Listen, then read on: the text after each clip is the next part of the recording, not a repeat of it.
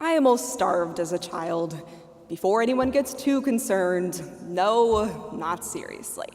My dad just has an interesting way of teaching his kids life lessons. This particular lesson came when my twin brother Jack and I were in about 3rd grade.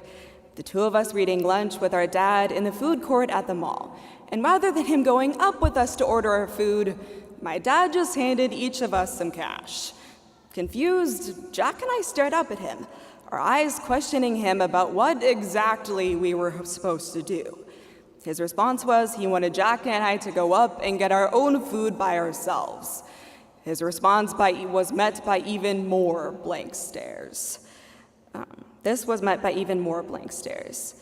Our protests of, but Dad, were quickly quieted by his reply of, well, I guess you're just not eating then. Eventually, the two of us worked up the courage to go up to the Runza counter on our own. But it definitely wasn't an easy feat for a 7-year-old.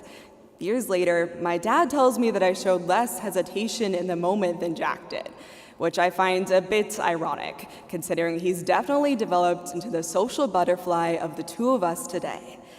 While my dad's tactics may have seemed a bit cruel to me at the time, I can now appreciate that he was only pushing me to grow as an individual.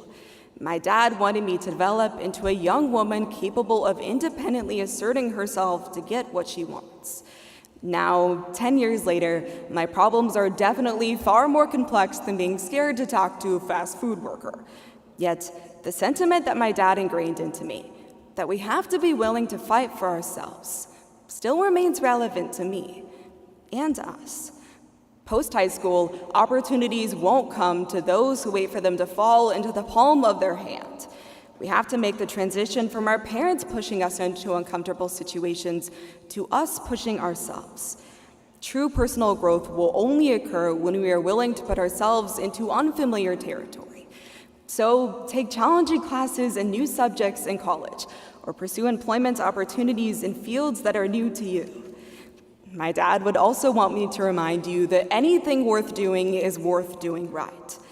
Thus, after graduation, approach any and all opportunities with the attitude that you'd be doing yourself a disservice to not try to the best of your abilities. Don't skip class for the college course you aren't particularly interested in. You never know what exciting thing could come from it. Be willing to work from the ground up, both in post-high school and post-college employment. Even with your relationships, anybody that means anything to you deserves your attention, care, and respect. Now, I work in a restaurant myself, and it always warms my heart when little kids are willing to come up to the host stand all by themselves to ask for a coloring sheet. Most of the kids who have the guts to walk up to me on their own use the words please and thank you with their practices. And all of the kids are ecstatic when I let them decide for themselves whether they want to color princesses, dinosaurs, or Sesame Street.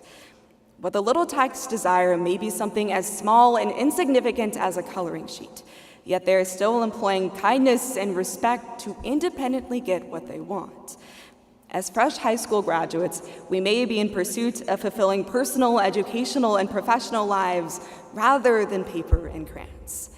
Nonetheless, we can still learn quite a bit from the little girls who just really wanted to color Princess Elsa and didn't care what they had to do in order to do so. Thank you.